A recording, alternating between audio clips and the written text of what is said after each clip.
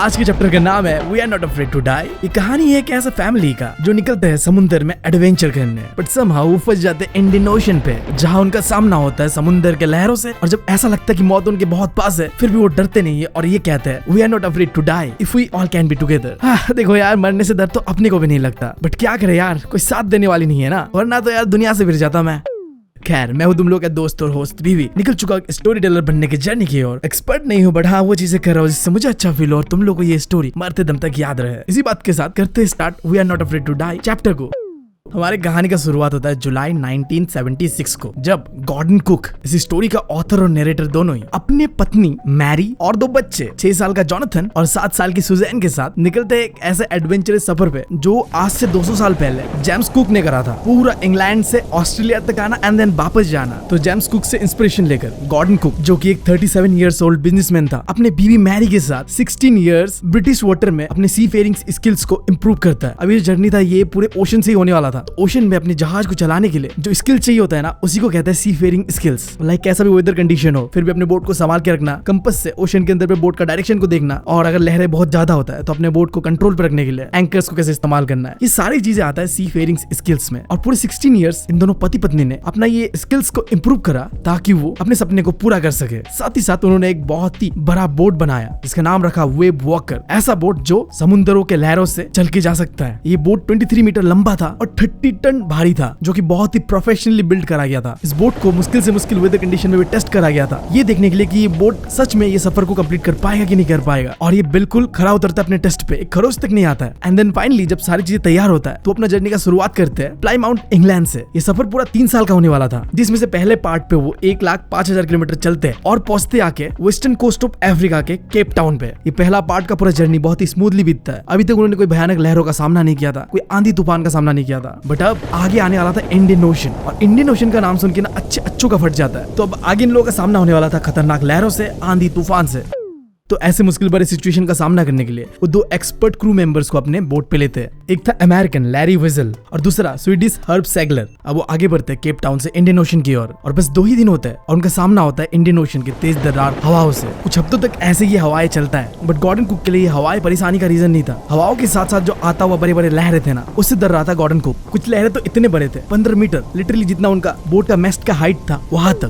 अब यहाँ पे 1 मिनट रुकते हैं और बोट का थोड़ा स्पेसिफिकेशंस के बारे में जान लेते हैं, देन आगे बढ़ते हैं ताकि जो स्टोरी में कुछ चीजें होगा, इवेंट होगा, हम उन्हें समझ पाएंगे। सो लाइक देखो, इस बोट पे जो सीधा सा डंडा है ना, ये है मेस्ट। अब इस मेस्ट पे कुछ कपड़ा सा कुछ लटकाया जाता है जिससे हवा का डायरेक्शन को कंट्रोल करा जाता है, और इसे कहते हैं स्टॉर्म जिप। फिर बोट का जो राइट साइड होता है ना, उसे कहते हैं स्टार बोर्ड, और जो लेफ्ट साइड होता है उसे कहते हैं पोर्ट साइड, और जहां से बोट को कंट्रोल करा जाता है उसे कहते हैं डेक। अब हाँ, ये वो वाला नहीं है, हाँ मतलब काम तो एक ही है, कंट्रोल ही करते हैं, बट ये अलग है। और ये एंकर, जब भी बोट हवा और लहरों की वजह से हिलने लगता है ना, तो उसे कंट्रोल पे रखने के लिए इस एंकर को गिरा दिया जाता है बोट से, और बोट कंट्रोल पे रहता है। तो यही बेसिक चीज था। अब तुम समझ गए कि लहरें बहुत ऊंचे थे, 15 मीटर जितना कि इस बोट का मेस्ट का हाइट था उतना तक। अब सोचो, अगर ऐसे ऊंचा लहरें आने लगेंगे तो ये बोट तो डूब ही जाएगा ना। बट फिर भी इतना खराब मौसम होने के बावजूद भी ये बोट केप टाउन से 3500 किलोमीटर का डिस्टेंस ट्रैवल करता है, और 25 दिसंबर को क्रिसमस भी बहुत अच्छी तरीके से सेलिब्रेट करते हैं। देन आता है न्यू ईयर, और हम सब सोचते हैं कि नया साल हम लोग के लिए अच्छा ही होगा, बट उनके लिए ऐसा नहीं था। मौसम बद से बदतर होते जा रहा था। जैसे जैसे वो आगे बढ़ रहे थे, उनका सामना हो रहा था बड़े बड़े लहरों से, हवाओं से, तूफानों से।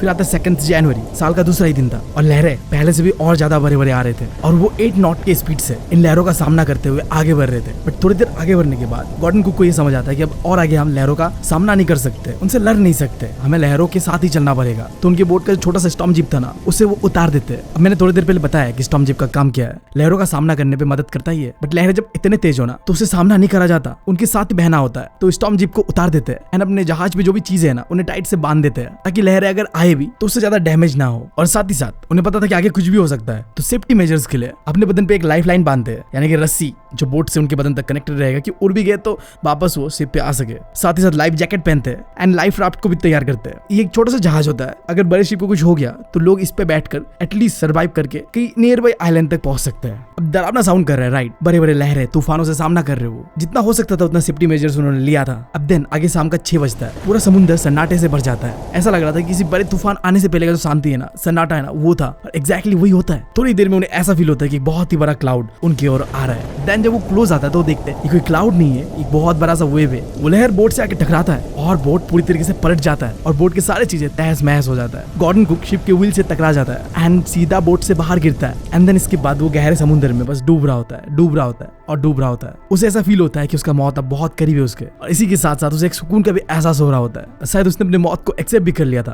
देन सडनली कुछ ऐसा होता है कि वो पानी से बाहर निकलता है एंड देखता है कि बोट पूरी तरीके से पलट चुका है। बट थोड़ी देर में और एक लहर आता है जो कि बोट को फिर सीधा कर देता है। उसके बाद बोट के साथ जो लगा हुआ रस्सी भाई के बदन में बंधा हुआ था, यानी कि लाइफ लाइन, उसे पकड़ते पकड़ते वो बोट की ओर जाने की कोशिश करता है। बट लहरें इतने तेज थे ना, उसे इधर से उधर फेंक रहा था, जिससे उसके बदन के पुर्जे पुर्जे अलग अलग हो जा रहा है, ऐसा फील होता है। बट समहाउ वो स्ट्रगल करते हुए बोट पे चढ़ता है। वो सीधा डेक पे आता है और बोट के व्हील को संभालता है ताकि आगे आने वाले लहरों से वो बोट को बचा सके। उसे ऐसा फील होता है कि उसका लेफ्ट रिप टूट चुका है, उसके मुंह से भी खून निकल रहा होता है और दांत भी टूट चुका होता है। इतने इंजरीज के बाद भी वो बोट को चला रहा था। उसे फील होता है कि बोट पलट चुका था तो बोट के साथ अंदर तक भी पानी आ चुका है। फिर बोट के अंदर से मैरी बाहर निकलती है और गॉर्डन कुक को कहती है कि बोट के अंदर अंदर तक पानी भर चुका है और अगर ऐसा ही रहता है तो बोट बहुत ही जल्दी डूब जाएगा। तो वो मैरी को कहती है कि तुम बोट का व्हील को संभालो, मैं अंदर जाके कंडीशन देखता हूँ। वो नीचे पहुंचता है और देखता है लैरी और हर्ब्स पंपिंग करते हुए पानी को बोट से बाहर निकाल रहा है। बोट में जब ऐसे पानी भर जाता है ना तो पंपिंग मोटर होता है जिससे पंप कर करके बोट से पानी को निकाला जाता है, और वो दोनों यही कर रहे थे। फिर गॉर्डन कुक देखता है कि बोट का जो स्टारबोर्ड होता है, यानी कि राइट साइड होता है, वो पूरी तरीके से डैमेज हो चुका है और पूरे बोट में सारी चीजें तैर रहे हैं, बच्चों के खिलौने, खाना पीना जो भी है। फिर उसे अपने बच्चों के बारे में याद आता है तो वो दौड़ते हुए कैबिन पे जाता है और अपने बच्चों से पूछता है कि तुम ठीक तो हो ना। उसकी लड़की कहती है पापा मेरा सर थोड़ा दुख रहा है।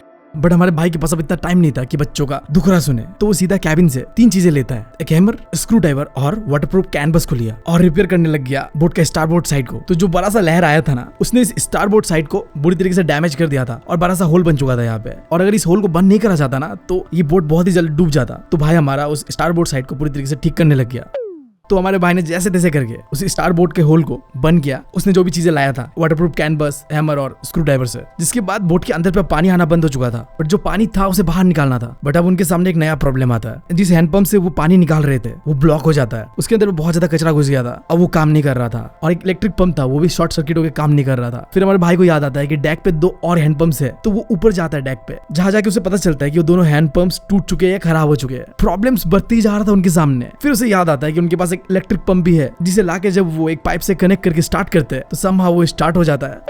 जिसके बाद वो सब मिलकर पूरे रात बोट के अंदर से जितने भी पानी था उसे निकाल रहा होता है, और साथ ही साथ गॉर्डन कुक मदद के लिए मेडे कॉल्स करता है। अब देखो ये एक तरीके से सिग्नल होता है, जब तुम इमरजेंसी में होते हो, फंस जाते हो, तो जो आसपास में कोई भी अगर होगा तो उसे मदद के लिए बुलाते हो, ऐसे मेडे कॉल करके। बट आगे से कोई भी रेस्पॉन्स नहीं आ रहा होता है। अब ये देख के गॉर्डन कुक को समझ आता है कि शायद वो ओशन के कई बीचों बीच है, यहाँ उन्हें कोई भी मदद नहीं मिलने वाला है, उन्हें खुद ही सर्वाइव करना होगा। जस्ट इमेजिन अगर ऐसे किसी सिचुएशन में मैं फंस जाता तो क्या होता। अरे यार मैं तो खुद सिंगल हूँ, मेरे ख्वाब अरमान सब अधूरे रह जाते, मैं सिंगल ही मर जाता। नहीं यार मुझे सिंगल नहीं मरना।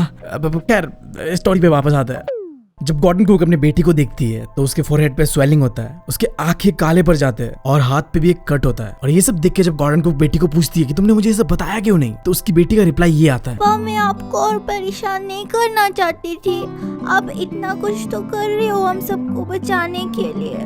मतलब तुम मुझे ये बताओ ये लड़कियां इतनी जल्दी मेच्योर क्यों हो जाती है। एक हमें देखो यार, आधी जिंदगी बिता दी है, मेच्योरिटी का नाम निशान नहीं है। और एक छोटी सी बच्ची को देख लो, इतनी मेच्योर है यार। और ये सिर्फ इसके साथ नहीं है, सारी लड़कियां ऐसी ही है, समय से पहले मेच्योरिटी आ जाता है इनके अंदर। I don't know how.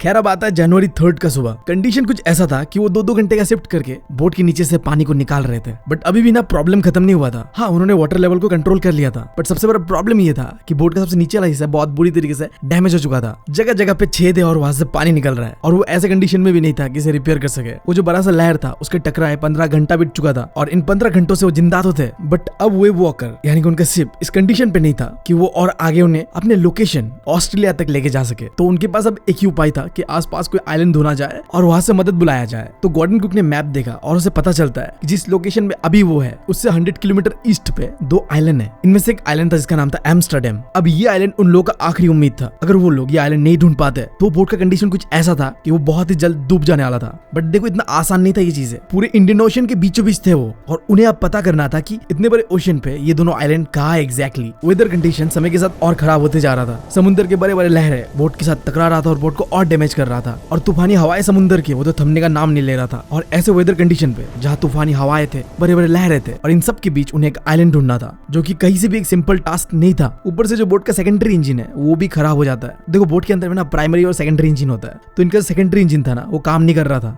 तो अब सिर्फ प्राइमरी इंजन से वो इन लहरों का आसानी से सामना नहीं कर सकते थे। मतलब उनका कंडीशन बहुत ही खराब था। और फिर आता है जनवरी 4। पिछले 36 आवर्स से वो अपने आप को बचाने का जितना कोशिश हो सकते थे कर रहे थे। बोट के अंदर भी जितना पानी घुसा था उसे ऑलमोस्ट उन्होंने निकाल दिया था, बस कुछ सेंटीमीटर पानी बाकी था। अब ध्यान ये देना था उनको कि बोट के अंदर पे और पानी का लेवल बढ़ना नहीं चाहिए। पर जैसे कि मैंने तुम्हें बताया कि वेदर का कंडीशन और बोट का कंडीशन दोनों ही बहुत खराब था, तो वो आसानी से बोट का मेस्ट को लगाकर आगे नहीं बढ़ सकते थे। ऑलरेडी वेव के साथ टकराने की वजह से वो मेस्ट बुरी तरीके से डैमेज हो चुका था। अब अगर आगे और डैमेज होता है तो वो आगे जा ही नहीं पाएंगे, बिना मेस्ट का शिप आगे चलता ही नहीं है। बट उन्हें आइलैंड ढूंढना था, तो रिस्क लेते और मेस्ट पे स्टॉर्म जिप को लगाते और आगे बढ़ने का कोशिश करते हैं। और पूरे 2 दिन बाद वो अपना पहला मील लेते हैं। मैरी को कुछ बिस्किट्स और कॉर्न बीफ मिलता है जिसे सब मिलके खाते हैं। बट ये खुशी ज्यादा देर चलता नहीं है। 4 बजे के आसपास काले बादल फिर से मंडराने लगते हैं और बस कुछ ही घंटे में हवाएं इतने तेज हो जाते हैं 40 नॉट के स्पीड से विंड बहता है और बड़े बड़े लहरें बोट से टकरा रहा था। कुल मिला के बात यह था कि वो रात बहुत भयानक था, वेदर कंडीशन बहुत ही खराब हो रहा था। और फिर आता है 5 जनवरी। सुबह होते होते तक उन्हें ऐसा लगता है कि अब शायद उनका कोई उम्मीद बचा नहीं है, क्योंकि अगर ऐसा ही वेदर कंडीशन रहता है तो वो कहीं नहीं निकल पाएंगे, इसी समुद्र में डूब के मर जाएंगे। उस बोट में बैठे सभी लोगों को अंदर से ये लग रहा था कि शायद उनका आखिरी समय आ चुका है। बट फिर भी गॉर्डन कुक अपने बच्चों को कंफर्ट देने चले गए थे। बाप तो बाप होता है ना, और कहता है कि तुम लोग डरना मत, कुछ नहीं होगा। बट उसका बेटा कहता है क्या पापा हम मरने वाले हैं क्या? गॉर्डन कुक कहता है कि ऐसा कुछ नहीं होने वाला। और तभी उसका बेटा कहता है वो आइकॉनिक लाइन